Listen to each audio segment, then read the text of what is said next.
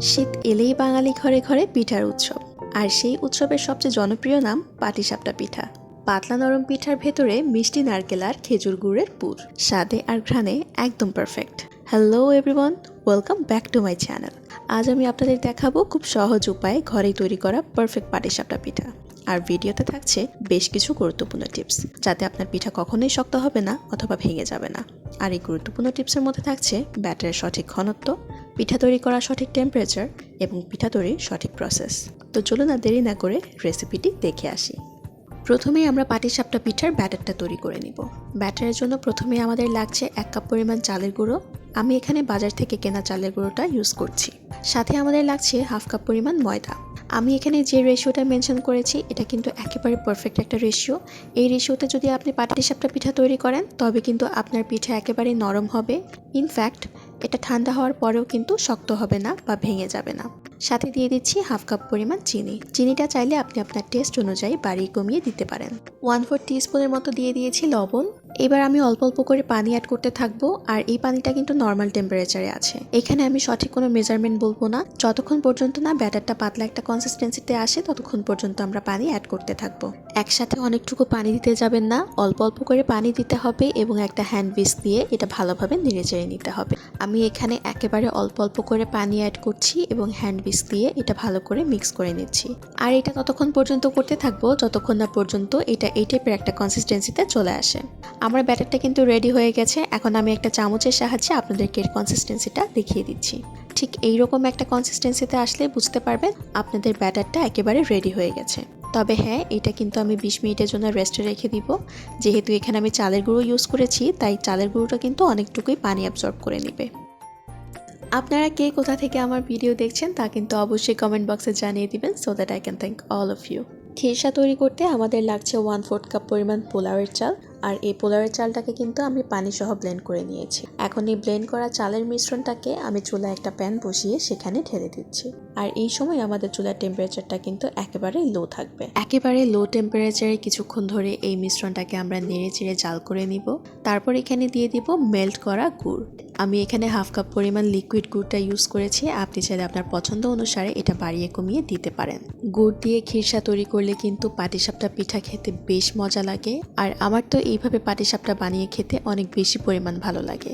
এই মিশ্রণটা আমরা কন্টিনিউয়াসলি নেড়ে চেড়ে যাব যেন এটা প্যানের গায়ে লেগে না যায়।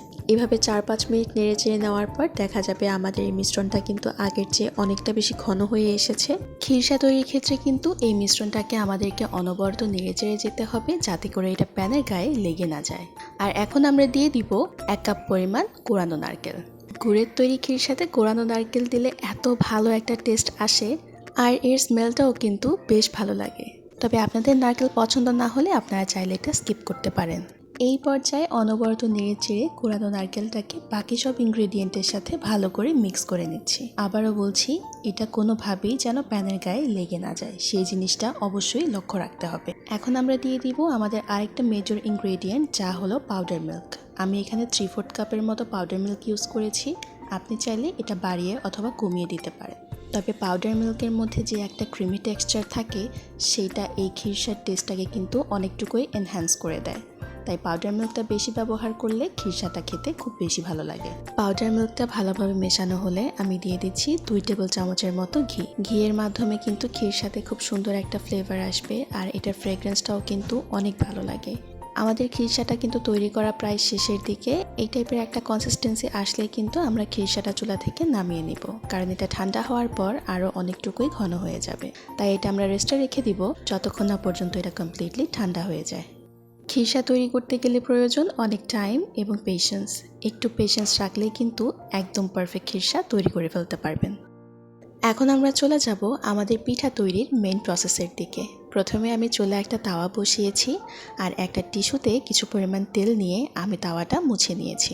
বেশি তেল এখানে ইউজ করা যাবে না, একেবারে অল্প তেলে এই তাওয়াটা মুছে নিতে হবে। তারপর কিছু পরিমাণ ব্যাটার দিয়ে তাওয়াটা ঘুরিয়ে মোটামুটি রাউন্ড একটা শেপে আনার চেষ্টা করেছি। তবে একেবারে রাউন্ড হওয়ার প্রয়োজন নেই, মোটামুটি এরকম হলেই চলবে। 10 সেকেন্ডের মতো পিঠাটা রাখার পর এর উপরের পার্টটা অনেকটুকুই কুক হয়ে এসেছে।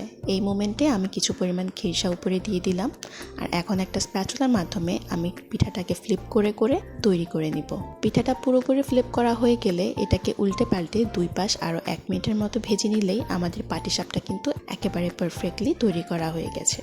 দেখুন পিঠাটাতে কোনো পরিমাণ দাগ পড়েনি আর দেখতেও কতটা বেশি সুন্দর লাগছে, একেবারে পারফেক্ট পাটিসাপটা পিঠা। এখন আরেকটা পিঠা আমি আপনাদেরকে তৈরি করে দেখিয়ে দিচ্ছি সেম প্রসেসে। এই রেসিপিটা ফলো করলে কিন্তু একেবারে পারফেক্ট পাটিসাপটা পিঠা বাসায় তৈরি করে ফেলতে পারবেন আর কোনো পরিমাণ প্রবলেমও ফেস করবেন না।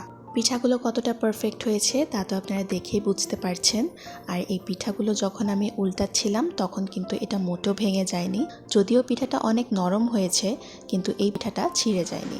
এই রেসিপিটি পারফেক্টলি ফলো করলে আপনিও কিন্তু বাসায় একেবারে সহজ উপায়ে পারফেক্ট পাটিসাপটা পিঠা তৈরি করে ফেলতে পারবেন। তবে হ্যাঁ, পাটিসাপটা পিঠা তৈরি করতে গেলে বেশ কিছু সময়ের প্রয়োজন হয় এবং অবশ্যই আপনাকে পেশেন্স রাখতে হবে।